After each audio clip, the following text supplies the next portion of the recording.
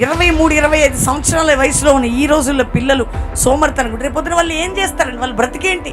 ఈ వయసులో ప్రార్థన అనుభవం లేకుండా సెల్ ఫోన్స్ కి అడిక్షన్ అయిపోయి సెల్ ఫోన్ పట్టుకొని అదేదో పెద్ద గ్రేట్ జాబ్ లెక్క తిరుగుతుంటే ఎక్కడికి వెళ్ళి వస్తుంది బ్లెస్సింగ్? నీకు ఇప్పుడు అనిపిస్తుంది ఇప్పుడు నువ్వు చాలా బాగున్నావు, ఫ్యూచర్ ఉంది, జాగ్రత్త, ప్రభు నీతో మాట్లాడుతున్నాడు. ఇప్పుడు నీకు ఏదో భిక్ష పెడుతున్నాడు దేవుడు, అది ఎప్పటికీ ఉంటుందని అనుకోకు. నీ ప్రవర్తనని బట్టి నీ ఆశీర్వాదం ఉంటుంది. నీకు బాగుపడాలని ఉందా, చెడిపోవాలని ఉందా? నువ్వు చెడిపోవాలంటే ఎవరు నిన్ను బాగు చేయరు. బాగుపడాలంటే ఆజ్ఞ ప్రకారం బ్రతుకు. బాగుపడాలి అనుకుంటే బ్రతుకు మార్చుకో. బాగుపడాలి అంటే దేవుని మాటని హృదయపూర్వకంగా బలవంతంగా స్వీకరించడం, బలవంతంగా ప్రార్థన చేయడం, బలవంతంగా ఆఫరింగ్ ఇవ్వడం, బలవంతంగా ఆరాధించడం. ఎందుక బ్లెస్సింగ్ ఎక్కడ ఉంటుంది చెప్పండి? నీ హృదయంలోకి దేవుని వాక్యం వచ్చిందనుకో, నువ్వు ఎంతగా ఆశీర్వదించబడతావు. ఎందుకంటే ఎప్పుడైతే ఆజ్ఞను అంగీకరిస్తావు, ఉపదేశాన్ని పెట్టుకుంటావు, అవే నీకు ఆరోగ్యము, దీర్ఘాయువును, సుఖ జీవనముతో గడు సంవత్సరాలు ఇస్తాయట.